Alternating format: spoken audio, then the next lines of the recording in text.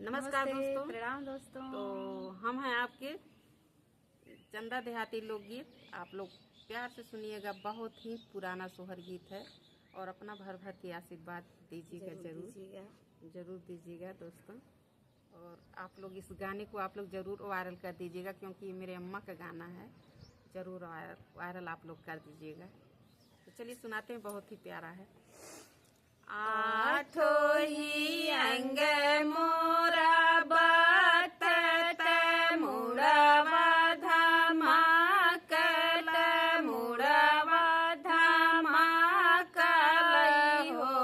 सासू उठाला पाजरिया से पीरत पेटवा दर्द कर हो। सासू उठाला पाजरिया से पीरत पेटवा दर्द कर हो। आठो ही अंग मोरा बातत मुड़वा धमाकल मुड़वा धमाकल हो। सासू उठाला पाजरिया से पीरत पेटवा दर्द कर हो। सासू उठाला पाजरिया से पीरत पेटवा दर्द कर हो।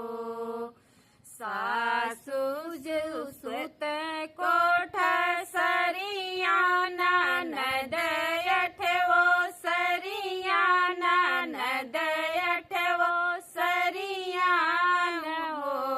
अरे आप प्रभु सुती रंग महलिया तके के बोलाइब हो। अरे आप प्रभु सुती रंग महलिया तके के बोलाइब हो। सासू सुतनी कोठ सरिया ननद अठवो सरिया ननद अठवो सरिया हो। अरे आप प्रभु सुती रंग मालिया तके के बोलाइब हो। अरे आप प्रभु सुती रंग महलिया तके के बोलाइब हो। तनी बचनी पिया सुनन त सुनहु न जानन सुनहु न जानन हो। पिया घोड़े पीठी भैलया सवार त धगरिनी बोलावन हो।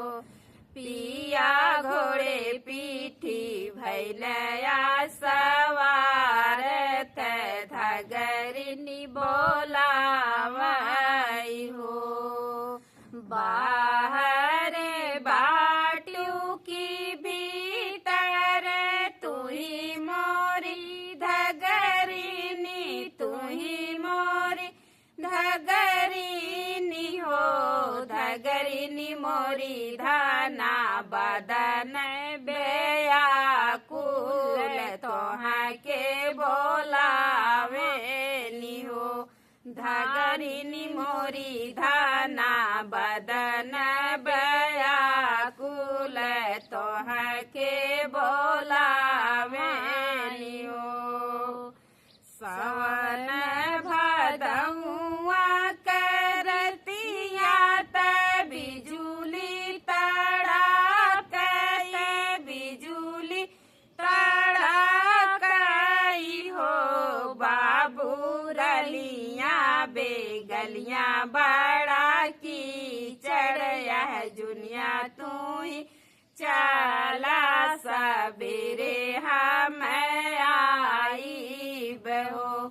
बाबू गलियां बेगलियां बड़ा की चढ़या है जुनिया तू ही चला सबेरे हम आई बहो किया तू ही ले बुधा गरिनिया किया लेबू घोड़ा किया लेबू घोड़ाई हो धगरिन किया लेबू बरा हो कहाँ रे पीनी सी चढ़ी चल हो धगरिन किया लेबू बरा हो कहाँ रे पीनी सी चढ़ी चल हो नाही हम लेब बाबू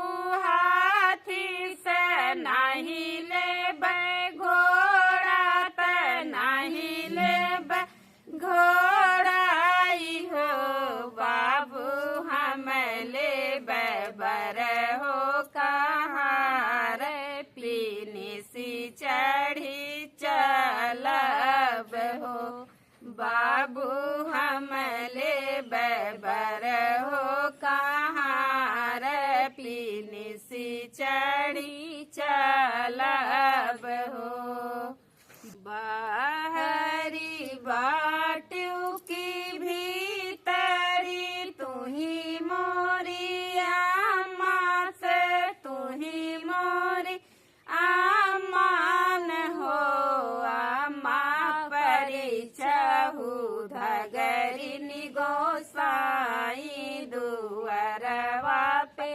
आवेनी हो अम्मा परिचहु धगरिनी गोसाई